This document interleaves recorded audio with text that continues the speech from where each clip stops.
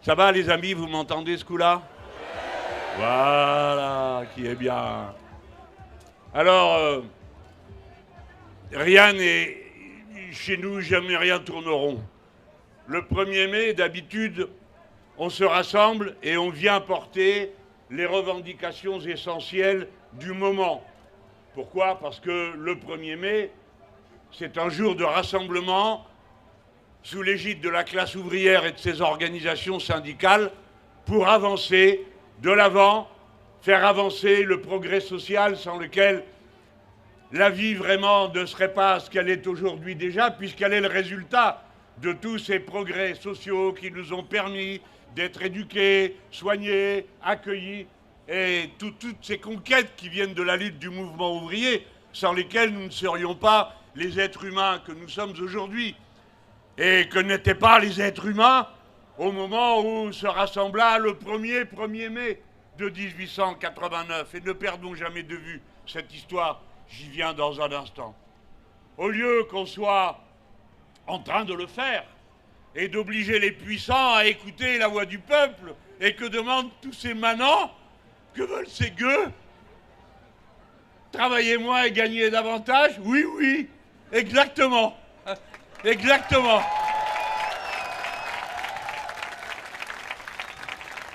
Alors ça, ils ne peuvent pas le comprendre.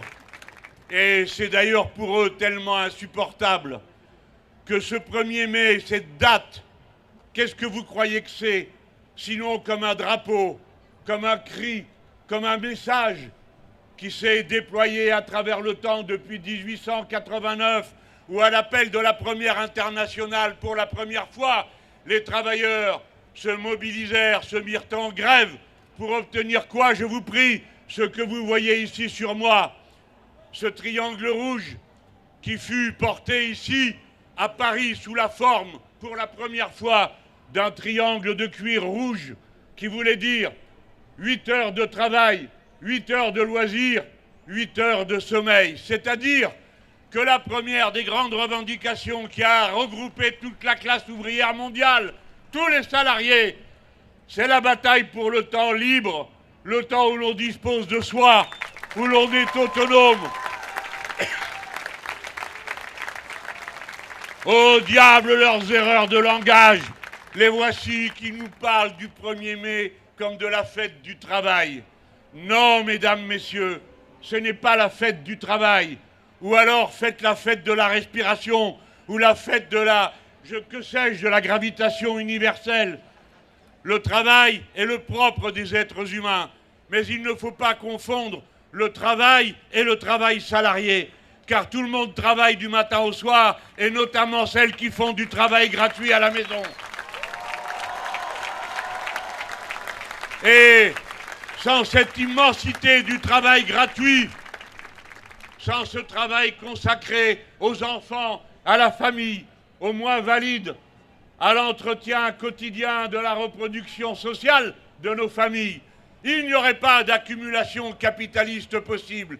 Car le capitalisme, il faut le rappeler, le 1er mai, depuis toujours, est l'appropriation privée du travail gratuit qui est fait soit dans l'entreprise, où évidemment on ne redistribue pas tout ce qui a été produit, mais c'est aussi l'appropriation du travail gratuit fait à la maison, l'appropriation du travail gratuit à chaque instant de notre vie.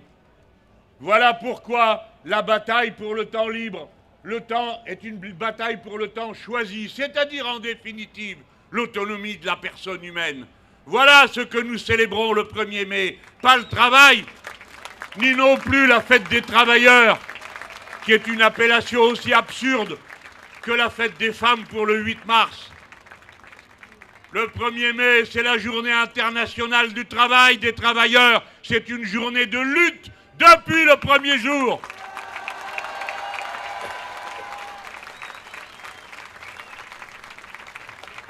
Et pas autre chose.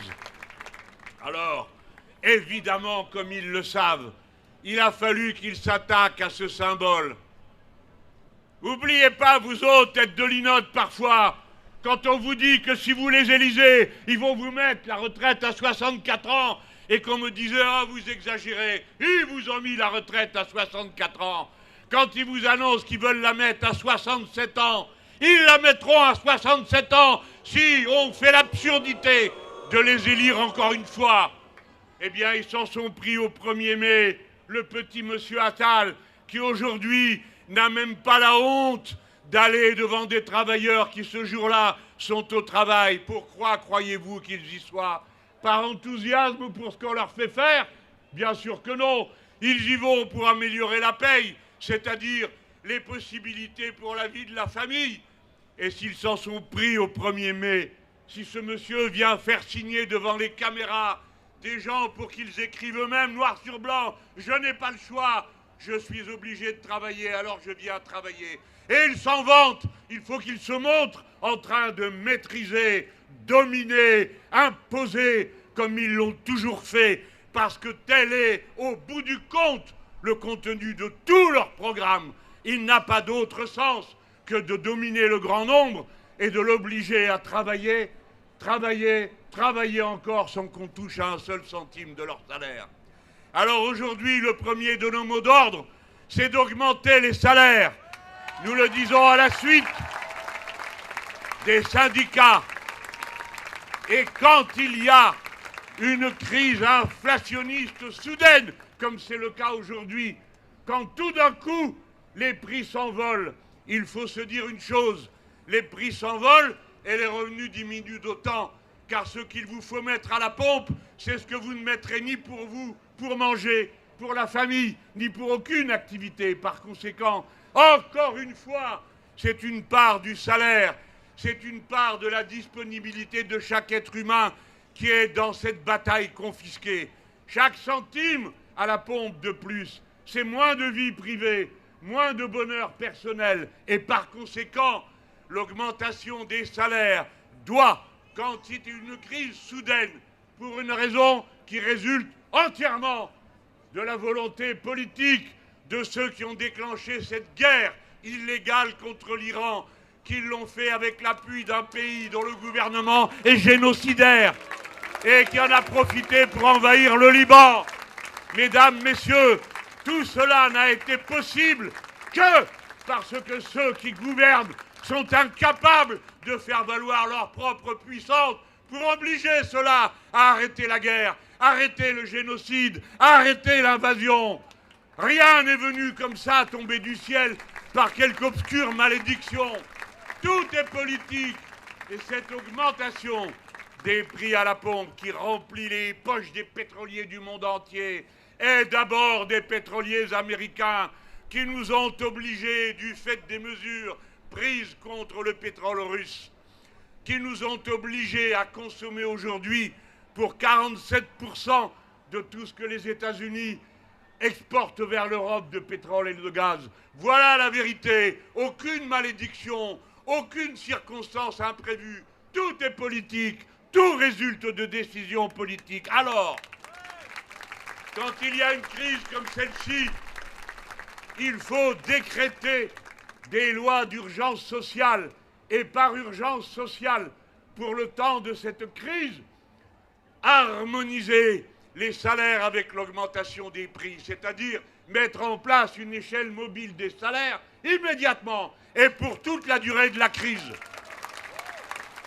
On nous dit, vous allez désorganiser l'économie. Pardon, c'est vous qui la désorganisez. C'est votre propre monde que vous désorganisez. Ce sont les États-Unis d'Amérique qui nous ont fait des prêchis-prêchards et manié la trique pendant 30 ans pour nous obliger aux politiques néolibérales absurdes qu'on détruit notre pays. C'est eux qui perturbent l'économie avec leurs droits de douane, alors après nous avoir prêché la liberté du commerce. Nous n'avons aucune responsabilité, nous autres tous, dans cette situation. Alors c'est à eux de la régler, et de la régler sur une base simple, le respect des droits du peuple, le respect du 1er mai. Alors, regardez-les, regardez-les, quand ils m'écoutent, ils disent qu'est-ce qu'il veut celui-là? L'échelle mobile des salaires, vous n'y pensez pas. Et la loi et les accords, la loi, dites-vous, vous ne manquez d'aucun culot. Vous, le gouvernement, résultant d'une élection dont le résultat n'a pas été respecté par celui qui est aujourd'hui le chef de l'État et qui signa définitivement sa forfaiture. Dans un pays où les élections ne sont pas respectées, le gouvernement n'est pas légitime. Article 1. Article 2. Quand le parti du président de la République propose qu'on abroge pour le 1er mai l'application du jour férié aux boulangers et aux fleuristes, est-ce qu'ils nous prennent vraiment pour des imbéciles, les boulangers et les fleuristes? Qu'est-ce qui vous prend? Qu'est-ce qui fait que tout d'un coup, les boulangers et les fleuristes, sous peine de quoi? De mort, doivent retourner au travail? Qu'est-ce que c'est que cette histoire? C'est les boulangers et les fleuristes, pour que l'année d'après, ce soit les autres. Comme ils l'ont fait pour le travail du dimanche, où ils nous avaient dit « Ah, c'est exceptionnel, et c'est à condition que les travailleurs veuillent bien ». Qui a la liberté dans son entreprise de dire non à son patron? Ceux qui n'ont jamais lu leur contrat d'embauche. Parce que dedans, il est dit que le contrat de travail est un contrat de subordination. Dans le contrat de travail, il n'est pas prévu qu'on discute individuellement de ce qu'on va faire de sa journée. Ça n'existe pas. Et par conséquent, personne n'est libre quand personne n'est pas en possibilité de choisir. Et celui qui doit signer n'est pas libre. Celle qui est obligée de signer n'est pas libre de choisir. Alors arrêtez avec votre argument du choix libre parce qu'il n'existe pas. Eh bien quoi? Alors, les fleuristes et les boulangers. Les fleuristes, je suppose que c'est pour emmerder le Parti communiste qui, ce jour-là, vend des brins de mai, le 1er mai, et rassemble de cette manière quelques moyens de plus pour l'action politique anticapitaliste. Mais les boulangers, franchement. Et quoi? Alors on nous dit, ah ben oui, c'est vrai, on ne peut pas faire ça, parce que précisément, mesdames, messieurs, vous avez perdu les détails en route, mais c'était une loi qu'ils avaient amenée, M. Attal et leurs copains. Et pour aller plus vite, ils se sont dit, allez-y, on ne discute pas, parce qu'il y a ces chiens d'insoumis et de cocos qui ont déposé des centaines d'amendements. Alors vite, vous savez ce qu'ils ont décidé? C'est eux-mêmes de rejeter la loi pour qu'elle fasse plus vite le tour en passant par le Sénat et qu'elle revienne dans la commission où ça se déciderait. OK? C'est eux qui ont fait rejeter la loi. Eux, l'Assemblée nationale a voté. Elle ne veut pas que le 1er mai soit abrogé. Et peu importe qui a proposé ce rejet, c'est eux.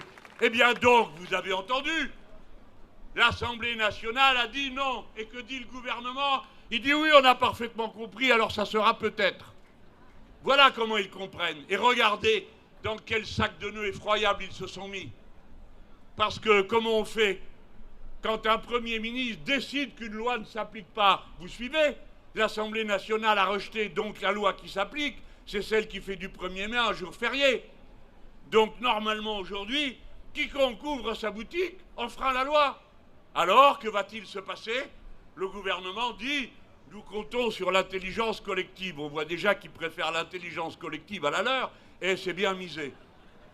Mais enfin, l'intelligence collective, on veut bien, on est toujours pour, nous. On a des tas d'idées pour l'intelligence collective concernant la hausse des salaires, ou concernant les précautions à prendre dorénavant au travail pour que notre pays sorte de la honte d'être le record d'Europe des morts au travail.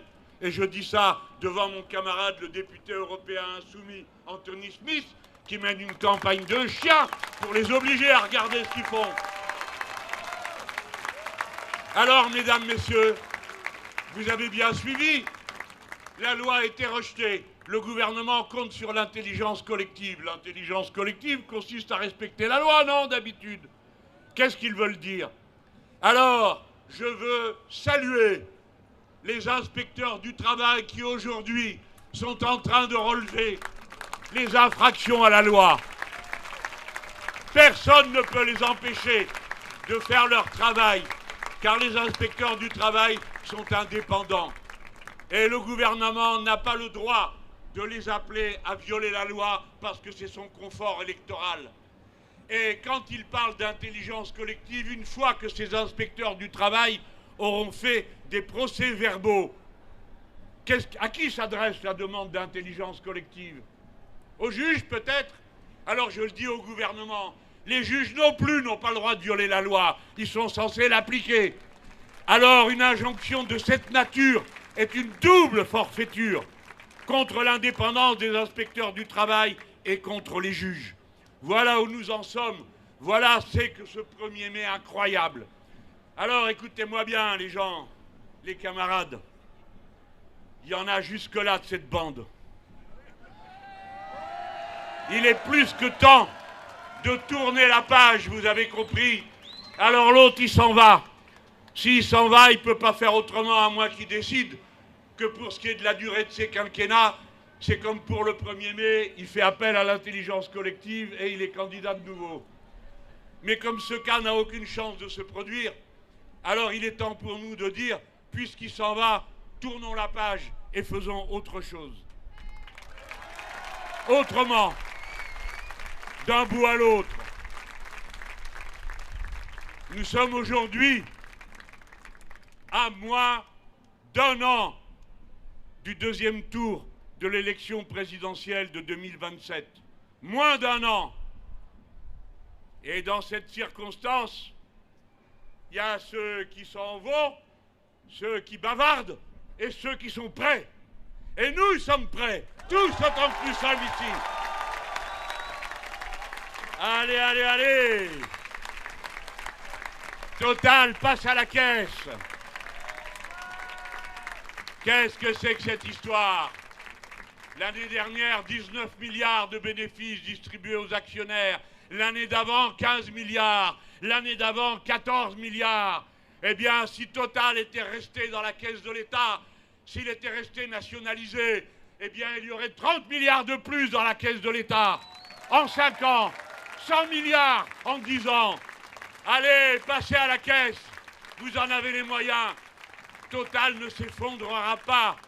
La première compagnie des huiles d'Orient, c'est François Ier qui l'a créée. Et Total est l'héritier de cette affaire-là. Arrêtez de vous faire peur tout seul. Et si vous avez peur, dégagez, parce que nous, on n'a pas peur. Et on est capable de gérer Total. Et on n'a pas besoin de vous pour gérer Total. Vous entendez, mesdames, messieurs les puissants? Et d'une manière générale, il y en a vraiment peu parmi vous qui servent à quelque chose, intuitu personné. Vous êtes facile à remplacer. Et de même que vous arrivez toujours à trouver des ouvriers et des ouvrières moins chers, nous, on trouvera des patrons moins chers et des gens qui distribuent moins d'argent aux actionnaires.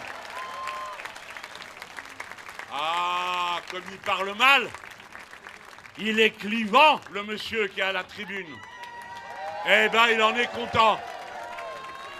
Et personne parmi vous ne va tourner de l'œil en entendant quelques bonnes et robustes vérités être proclamées sur la place de la République, gloire à elle, et dans notre 1er mai.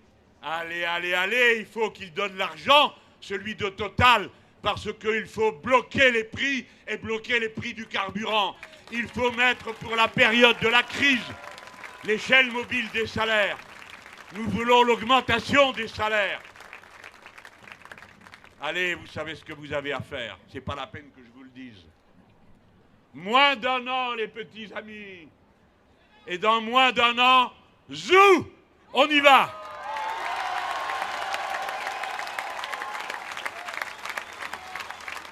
Lui, il dit quoi, zou?